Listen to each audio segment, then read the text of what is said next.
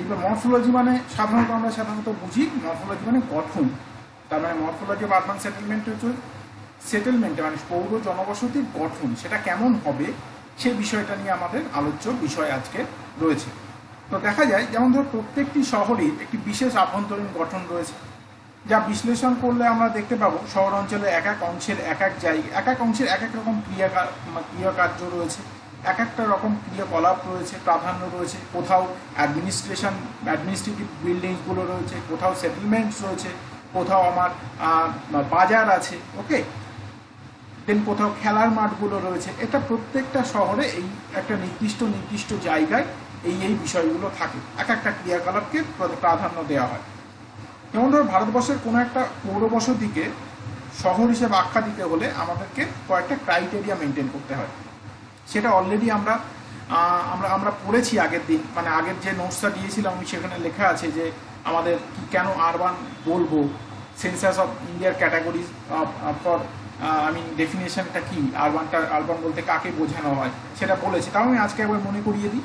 সাধারণত ভারতবর্ষের ক্ষেত্রে জনসংখ্যা হতে হবে 5,000 জনের বেশি, জনঘনত্ব হতে হবে 386 জন পার স্কোয়ার কিলোমিটার, এবং মোট ওই শহর অঞ্চলে যত লোক বসবাস করবে তার মধ্যে 75% মানুষজন অকৃষিকাজমূলক কাজে যুক্ত থাকবে, মানে তারা কৃষিকাজ করবে না, অন্য সেকেন্ডারি, টার্সিয়ারি, কুইনারি এই ধরনের সেটেলমেন্ট অ্যাক্টিভিটি, এই ধরনের অ্যাক্টিভিটির সঙ্গে তারা যুক্ত থাকবে, কিন্তু কৃষিকাজের সঙ্গে কিন্তু নয়। তাহলে কি কি ক্রাইটেরিয়া পেলাম? জনসংখ্যা হতে হবে 5,000 জনের বেশি, জনঘনত্ব হতে হবে 386 জন পার স্কোয়ার কিলোমিটার, মোট কর্মরত জনসংখ্যার 75% মানুষ অকৃষিকার্যে যুক্ত থাকবে। এটা হচ্ছে ভারতবর্ষে কোনো একটা অঞ্চলকে পৌরসভা বা পৌর অঞ্চল হিসাবে সংজ্ঞায়িত করার বা দেখানোর বা বোঝানোর একটা ক্রাইটেরিয়া। এবার বলছে এই প্রত্যেকটি শহরে, আমরা জানি শহরগুলোর আয়তন বিভিন্ন রকমভাবে বিভিন্ন বিষয়ের উপর নির্ভরশীল। কোনো শহরের আয়তন ছোট, কোনো শহরের আয়তন বড়। যে শহরগুলো বর্তমান যে অবস্থায় আছে, সে যখন তৈরি হয়েছিল সে অবস্থায় ছিল না, তার থেকে আয়তনে ছোট ছিল। আস্তে আস্তে মানুষজনের প্রাধান্য বাড়ার সঙ্গে সঙ্গে শহরগুলো চারপাশে তার পরিধি বিস্তার করে। যখন আমরা জানি কলকাতা শহর চারিদিকে বিস্তৃত হচ্ছে। শহর অঞ্চলে এই যে জমির ব্যবহার জনসংখ্যার ভিত্তিতে গড়ে ওঠে, তার ধরন লক্ষ্য করলে আমরা কয়েকটা গ্রাম অঞ্চল থেকে কয়েকটা পার্থক্য শহর অঞ্চলকে করতে পারি। সেই পার্থক্যগুলো কীরকম? সমাজবিজ্ঞানীরা কি বলছেন, সমাজতত্ত্ব বিজ্ঞানীরা বলছেন, শহরের কেন্দ্রস্থলে যাকে কেন্দ্রীয় বাণিজ্যিক এলাকা বলে, এরকম একটা বিষয়বস্তু থাকবে। শহরের কেন্দ্রস্থলে থাকবে কেন্দ্রীয় বাণিজ্য এলাকা। এবার এই কেন্দ্রীয় বাণিজ্য এলাকাকে ঘিরে গড়ে অবস্থিত থাকবে অনেক বস্তি, পুরনো বাড়ি, শিল্প প্রতিষ্ঠান, এগুলি। দেন তৃতীয় বলয় মানে কলকারখানা, তৃতীয় বলয়ে থাকবে কলকারখানা, মধ্যবিত্তদের বসবাস ইত্যাদি। চতুর্থ বলয়ে থাকবে নিত্যযাত্রী, যারা কমিউটার, যারা কাজের জন্য ওই শহর অঞ্চলে যাবে। আমরা জানি আমাদের প্রত্যন্ত হাওড়ার প্রত্যন্ত জায়গা থেকে প্রত্যেক দিন অসংখ্য মানুষ ট্রেনে বাসে করে কলকাতায় আসে তাদের রুচি রোজগার করার জন্য। তাহলে এই যে পোর্শনগুলো, দ্যাট ইজ দ্য কমিউটার, ওকে। তাহলে কি হলো? আমরা সাধারণত দেখলাম শহরের কায়িক গঠন সম্পর্কে সমাজতত্ত্ববিদরা কয়েকটা মন্তব্য করেছেন। তার মধ্যে প্রথম বলছেন শহরের কেন্দ্রস্থল থেকে কেন্দ্রস্থলে তৈরি হবে কেন্দ্রীয় বাণিজ্য, সেই কেন্দ্রীয় বাণিজ্য এলাকাকে কেন্দ্র করে গড়ে উঠবে বস্তি, পুরনো বাড়ি, সেই পুরনো বাড়ি এবং শিল্প প্রতিষ্ঠান, এবং এই পুরনো বাড়ি শিল্প প্রতিষ্ঠানের পরে গড়ে উঠবে কলকারখানা, মধ্যবিত্তদের বসবাস। দেন তারপরে আসবে চতুর্থ বলয়, মধ্যবিত্তদের বসবাস অঞ্চলের পরে গড়ে উঠবে কমিউটার বা নিত্যযাত্রীদের বসবাস, এবং পঞ্চম বা শেষ বলয়ে থাকবে ফাঁকা সবুজ পরিবেশ বা ধনী লোকেদের বাংলো বাড়ি। তবে সব শহরের গঠন যে বৃত্তাকার হবে বা অন্য তার কোনো মানে নেই। হোমার হোয়াইট, হ্যারিস, উলম্যান প্রভৃতি সমাজতত্ত্ববিদগণ শহর এলাকার জমির ব্যবহারের ধরন ও বন্টনের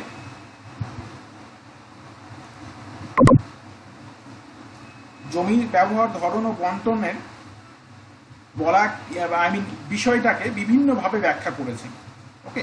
হ্যারিস এবং উলম্যানের মতে শহর হলো বহুকেন্দ্রিক পৌরবসতি। একটি বড় শহরের অনেক কেন্দ্র আছে, যেমন কলকাতা শহরের ক্ষেত্রে দমদম, বরাহনগর, শ্যামবাজার, বড়বাজার, পার্ক সার্কাস, গড়িয়াহাট, ভবানীপুর, টালিগঞ্জ, বেহালা ইত্যাদি গুরুত্বপূর্ণ কেন্দ্রগুলিকে ভিত্তি করে কলকাতা শহর গড়ে উঠেছে। বলছে শহরের গঠনে প্রকৃতি তিনটে মৌলিক শক্তির উপরে নির্ভর করে। শহরের গঠন জেনারেলি তিনটে মৌলিক শক্তি বা তিনটে মৌলিক ফাংশনের উপর নির্ভর করে। তারা কারা? এক হচ্ছে কেন্দ্রভিমুখী শক্তির আকর্ষণ, কেন্দ্রভিমুখী শক্তির আকর্ষণ। সেকেন্ড হচ্ছে কেন্দ্রাতিক শক্তি বা বিভাজন, যা বিভাজনে সাহায্য করে। থার্ড হচ্ছে স্থানগত পৃথকীকরণ বা স্থান বিশেষে যে পরিবর্তনগুলো হয়, যেটা শহরের নানা স্বতন্ত্র অঞ্চলের জন্ম দেয়, যেটা আমি একটু আগেই বলছিলাম যে অ্যাডমিনিস্ট্রেটিভ এরিয়া, কালচারাল এরিয়া। যেমন কলকাতার ক্ষেত্রে আমরা যদি বলি অ্যাডমিনিস্ট্রেটিভ এরিয়া মানে ডালহৌসি, আমি এই বিবাদী বাগ এই পোর্শনটা হচ্ছে অ্যাডমিনিস্ট্রেটিভ এরিয়া। যেমন ধরো আমি কালচারাল এরিয়া যদি বলি রবীন্দ্র সদন, এই পোর্শনটা হচ্ছে কালচারাল এরিয়া। যে আমি যদি স্পোর্টস বা স্পোর্টস ফিল্ডের কথা বলি তাহলে ইডেন গার্ডেন, ধর্মতলা এই পোর্শনটা হচ্ছে স্পোর্টস। এতে ওখানে প্রচুর ময়দান, ওইখানে প্রচুর মাঠ টাট রয়েছে, যেগুলোতে এগুলো রয়েছে, যেগুলো বিশেষ যেমন যদি আমরা মার্কেট বলি তাহলে বড় বাজার আছে, গড়িয়াহাট আছে। তো এই হচ্ছে বিভিন্ন কর্মক্ষেত্রের ভিত্তিতে আমরা শহরে স্বতন্ত্র কিছু অঞ্চলে, ছোট ছোট অঞ্চলে জন্ম হতে পারে, যেটা আমার বিভিন্নভাবে মানুষ দ্বারা সৃষ্ট এবং মানুষকে সেটা কনফিডেন্স করে দেয়। বলছে শহর এলাকার জমির ব্যবহার বৈশিষ্ট্যগুলি পর্যালোচনা করলে সাধারণত তিনটে বৈশিষ্ট্য দেখা যায়। এক হচ্ছে আমি প্রথমেই বলেছি সেন্ট্রাল বিজনেস ডিস্ট্রিক্ট। দ্বিতীয় বললাম আবাস এলাকা। এই আবাস এলাকাকে আবার অনেকগুলো বিষয় সঙ্গে জড়িত আছে। যেমন ধরো বস্তি এলাকা, এই আবাস এলাকার মধ্যে মধ্যবিত্তদের বসবাস অঞ্চল থাকতে পারে, উচ্চবিত্তদের বসবাস অঞ্চল থাকতে পারে। তারপরে সাবারবান এরিয়া, তারপরে ফ্রিঞ্জ এরিয়া বা প্রান্তীয় অঞ্চল, তারপরে বিশেষাকৃত সেবাযুক্ত অঞ্চল, যেমন শিল্প প্রতিষ্ঠান, হাসপাতাল। যেমন ধরো আমাদের কলকাতা শহরের ফ্রিঞ্জ মানে কেন্দ্রের দিকে যেমন বাইপাস, কলকাতা শহরের একটা বাউন্ডারি, সেখানে দেখবে বাইপাসের ধারে প্রচুর বড় বড় হাসপাতাল গড়ে উঠেছে, বড় বড় হোটেল গড়ে উঠেছে, বড় বড় পার্ক গড়ে উঠেছে, সিনেমা থিয়েটার প্রভৃতি গড়ে উঠেছে। ওকে, তো এইগুলো হচ্ছে মেজর বেসিক জিনিস। এবার ধরো আমরা যদি সিবিডি বলতে যদি যেটা বুঝি, সিবিডি কি? যেমন ধর সাধারণত পৌর কেন্দ্রস্থলে গুরুত্বপূর্ণ সড়কের মিলন হয় বলে বৃহৎ ব্যবসা প্রতিষ্ঠানের প্রধান কার্যালয়, পাইকারি ব্যবসা প্রতিষ্ঠান, ব্যাংক প্রভৃতি কার্যালয়, হোটেল, শপিং কমপ্লেক্স ইত্যাদি দেখা যায় শহরের কেন্দ্রস্থলে, যেমন ধর্মতলা, ডালহৌসি। জমির মূল্য এই অঞ্চলে সর্বাধিক হওয়ার জন্য অন্যান্য ক্রিয়াকলাপ এই অঞ্চলে বিকাশ লাভ করতে পারে না। এখানে সর্বাধিক জমির মূল্য হয়, সব তুমি বসত বাড়ি খুব একটা দেখতে পাবে না। শহর নগরের কেন্দ্রস্থলে অপর একটি কাজ হলো প্রধান বাণিজ্যিক অঞ্চল। কলকাতা মহানগরের ক্ষেত্রে ডালহৌসি, বিবাদীবাগ এবং এর সংলগ্ন বড়বাজার অঞ্চল ব্যবসা বাণিজ্যের প্রধান কেন্দ্র বা সিবিডি অঞ্চল হিসেবে পরিগণিত হয়। এছাড়া শহরের মধ্যে বসবাস বা ব্যবসা বাণিজ্যের বহু উপকেন্দ্র গড়ে উঠতে পারে, যেমন কলকাতার গড়িয়াহাট বাজার, যদুবাবুর বাজার, নতুন বাজার, এইগুলো। এইবার এক্ষেত্রে দেখতে গেলে আবাস অঞ্চল কি? কেন্দ্রাতিক শক্তি ধর্মানুসারে পৌর বসতির প্রসার প্রধান সড়ক ধরে অব্যাহত গতিতে চলতে থাকে। কেন্দ্র অঞ্চলের বাইরে সাধারণত আবাস অঞ্চল গড়ে ওঠে। সিবিডির বাইরে সড়কগুলির দুই পাশে প্রচুর পরিমাণে বড় বড় বাড়ি তৈরি হয়। এই সকল অঞ্চলে ক্ষুদ্র শিল্পেরও আত্মপ্রকাশ করতে পারে, মানে ছোট ছোট শিল্প অঞ্চলও গড়ে উঠতে পারে। নগরীয় অবয়ব গঠন ও বৈচিত্র্য সৃষ্টিতে অর্থনৈতিক ও সামাজিক কারণও ভীষণ প্রাধান্য বিস্তার করে। যেমন স্থানগত পৃথকীকরণ দ্বারা শহরের এক স্থানে অতি ধনী, মধ্যবিত্ত, নিম্নবিত্ত শ্রেণীর মানুষ তাদের বসতি স্থাপন করে। কলিকাতার ক্ষেত্রে ধনীদের আবাসভূমি হিসাবে দক্ষিণ পশ্চিম আলিপুর, নিউ আলিপুর, যোধপুর পার্ক, সল্টলেক এই ধরনের অঞ্চলগুলি গড়ে উঠেছে। অপরদিকে একবালপুর, নারকেলডাঙ্গা, বেলেঘাটা, বড়বাজার প্রভৃতি বহু বসতিকে গরিব অধিবাসীরা বসবাস করছে। কলকাতার কাশীপুর, খিদিরপুর ডক অঞ্চলে বহু মধ্যবিত্ত ও নিম্নবিত্ত শ্রমজীবী মানুষের আবাসভূমি দেখতে পাওয়া যায়। ধর্মের ভিত্তিতে বা সম্প্রদায়ের ভিত্তিতেও শহরের মধ্যে পৃথক বসতি অঞ্চল স্থাপিত হতে পারে। যেমন যুক্তরাষ্ট্রের শহরগুলোর নিগ্রো অঞ্চল, ইউরোপীয় শহরগুলোতে আছে ইহুদি অঞ্চল, কলকাতার শহরগুলোতে আছে চায়না পার্ক, আমরা জানি চীনাদের বসবাস ভূমি, একবালপুর, বড়বাজার, গার্ডেন রিচ প্রভৃতি অঞ্চলে মুসলমানরা বসবাস করেন। এই সবগুলো কিন্তু আবাস অঞ্চল বিভিন্ন ক্ষেত্রে বিভিন্নভাবে গড়ে উঠতে পারে। নেক্সট আমরা যদি আর একটা উপাদান হিসেবে দেখাতে পারি বা আলোচনা করতে পারি, তার নাম হচ্ছে উপকণ্ঠ অঞ্চল বা সাব সাবার্ব।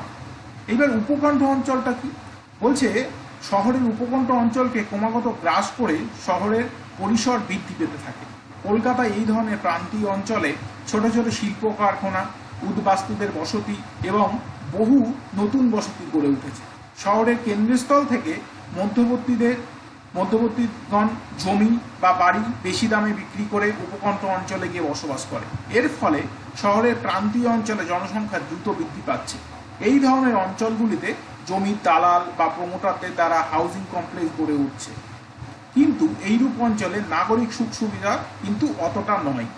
ওকে, আমাদের নেক্সট আলোচ্য বিষয় হচ্ছে শহরের প্রান্তীয় অঞ্চল। আমরা কি আলোচনা করছি? আমরা আলোচনা করছি একটি শহর বা একটা পৌরসভার বা একটা পৌর অঞ্চলের গঠন কেমন হতে পারে সেটা নিয়ে আমরা আলোচনা করছি। নেক্সট হচ্ছে প্রান্তীয় অঞ্চল। প্রান্তীয় অঞ্চল কি? শহর ও নগরের প্রান্তীয় অঞ্চলে মধ্যবিত্ত ধনীগণ বসবাস লক্ষ্য করা যেতে পারে। শহরে গৃহের সমস্যা ও উচ্চ ভাড়ার জন্য মধ্যবিত্তগণ কম ভাড়ায় থাকার সুবিধা বা অথবা জমির মূল্য কম থাকায় গৃহ নির্মাণ করে বসবাস করতে পারে ওইসব অঞ্চলে, প্রান্তীয় অঞ্চলে। অন্যদিকে শহরের কোলাহল, ধোয়া, ভিড়ের হাত থেকে রক্ষা পেতে কিছু ধনী মানুষ তারা বাংলো বাড়ি তৈরি করে ওইসব প্রান্তীয় অঞ্চলে, শহরের প্রান্তীয় অঞ্চলে।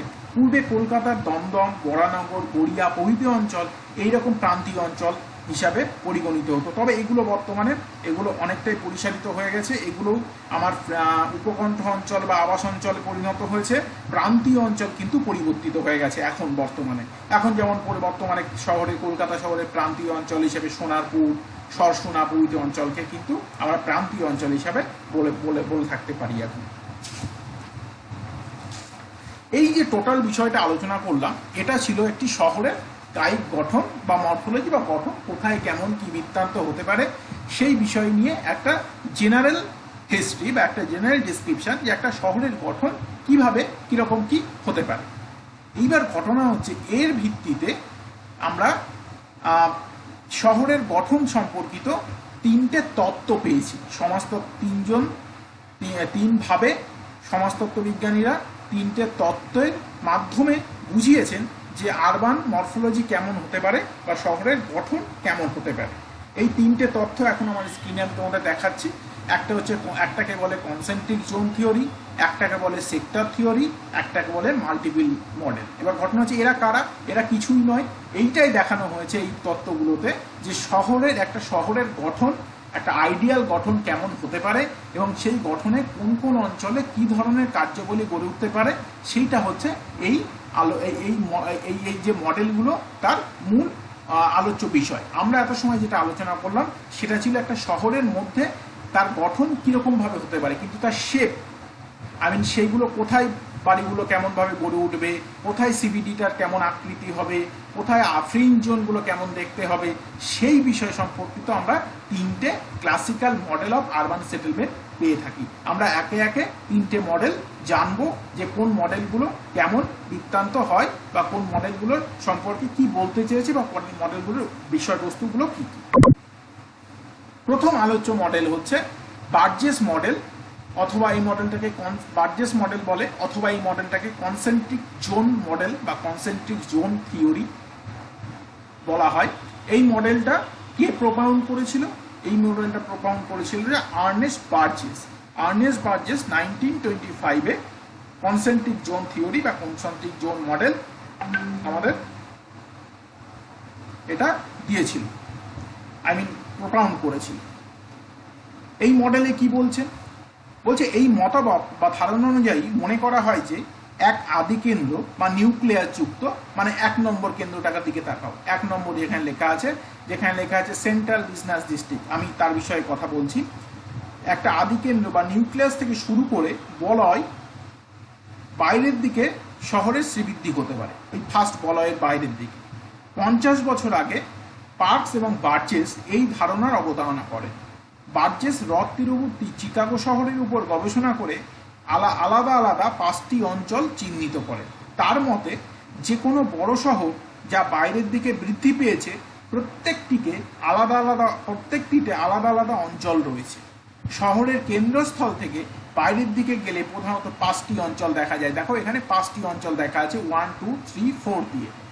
প্রথমটা কি, যে that is the central business district, যেটাকে কেন্দ্রীয় অঞ্চল বলে। ওকে, যা চিকাগোতে, যেখানে বার্জেস এই পরীক্ষা নিরীক্ষা বা এই গবেষণাটা চালিয়েছিলেন, সেই চিকাগোতে একে লুপ বলা হয়।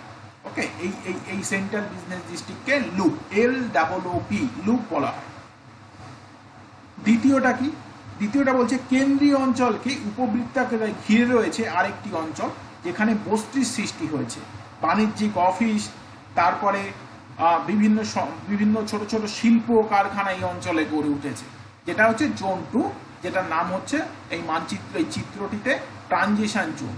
ওকে, যেখানে বিভিন্ন রকম পুরনো বাড়ি, ফ্যাক্টরি এইসবের অবস্থান রয়েছে।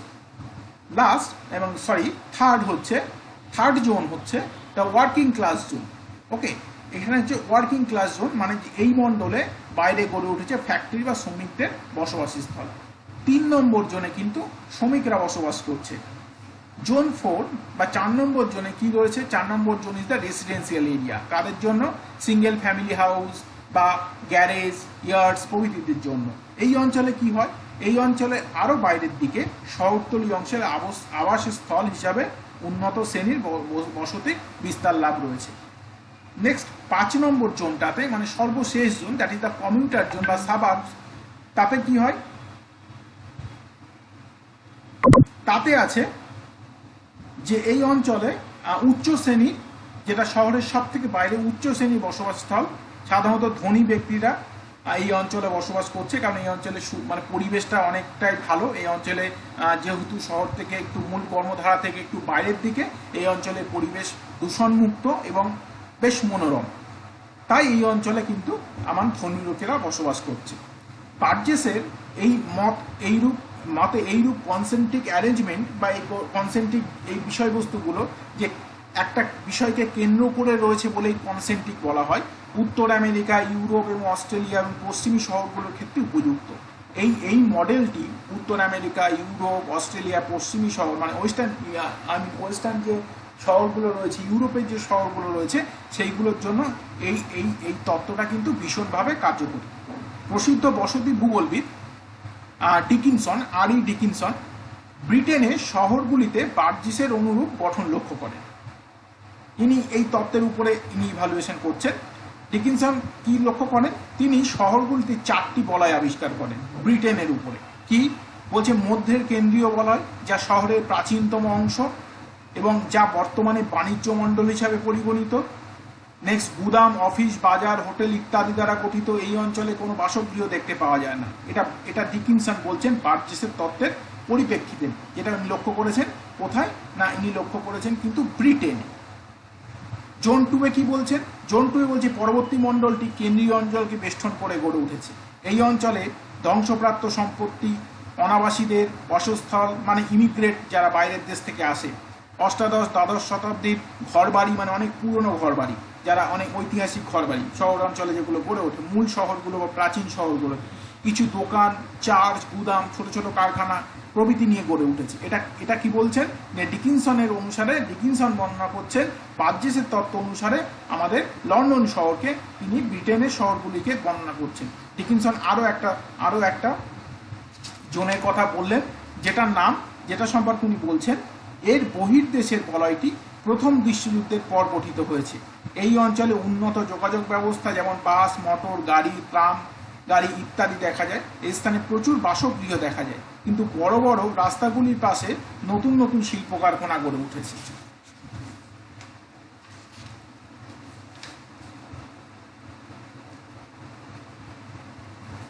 এটা যদি আমরা আরেকটু বেটার করে দেখি, দেখো এই ডায়াগ্রামটা কি সুন্দরভাবে বোঝানো আছে। এটা হচ্ছে আমার সেন্ট্রাল বিজনেস ডিস্ট্রিক্ট, দেখতে পাচ্ছ বড় বড় বিল্ডিং এখানে গড়ে উঠেছে। আর ট্রানজিশন, এইখানে জোন অফ ট্রানজিশনটা রয়েছে। তার উপরে থার্ড জোন হচ্ছে ইন্ডিপেন্ডেন্স, মানে যারা বস্তি অঞ্চলে বসবাস করে বা যারা হকার্স বা যারা শ্রমিক তাদের। তারপরে আছে দেখো জোন অফ বেটার রেসিডেন্স, এই অঞ্চলগুলো জনবসতি গড়ে উঠেছে। তারপরে হচ্ছে যেটাকে সবুজ রং করে দেওয়া আছে, এই অঞ্চলটা কি না, এই অঞ্চলে দেখা যাচ্ছে বড় বড় এই যে বড় বড় বাংলো বাড়ি, কারণ মনোরম পরিবেশ, ঘিঞ্জি নয়। ওকে, তো এটা আমাদের বার্জেসের তত্ত্ব। নেক্সট আমরা আলোচনা করব হোমার হোয়াইটের তত্ত্ব। এই হোমার হোয়াইটের তত্ত্বকে বলে white model or sector model of urban land use. Urban মানে পৌর ভূমির ব্যবহার সম্পর্কে হোমার হোয়াইট 1939 সালে যে মডেলটি প্রবর্তন করেন তার নাম হোয়াইট মডেল, অথবা এটাকে আমরা সেক্টর মডেল হিসাবেও পরিগণিত করতে পারি। এখানে দেখো শেপ অফ দ্য অ্যাক্টিভিটি, শেপগুলো কিন্তু চেঞ্জ হয়ে গেল। কিরকম চেঞ্জ হয়ে গেল দেখো, প্রথম এ, এটা হচ্ছে সেন্ট্রাল বিজনেস ডিস্ট্রিক্ট। বিটা দেখো, এটা বি হচ্ছে জোন অফ ট্রানজিশন। সি হচ্ছে settlement area. D residential middle class area, that is the D, residential middle class area. Then residential of upper class area, মানে উচ্চবিত্তদের রেসিডেন্সিয়াল। দেন এফ মানে forest area, okay, যেটা outer সাইডের area. তাহলে sector থিওরিতে white কি বলছে?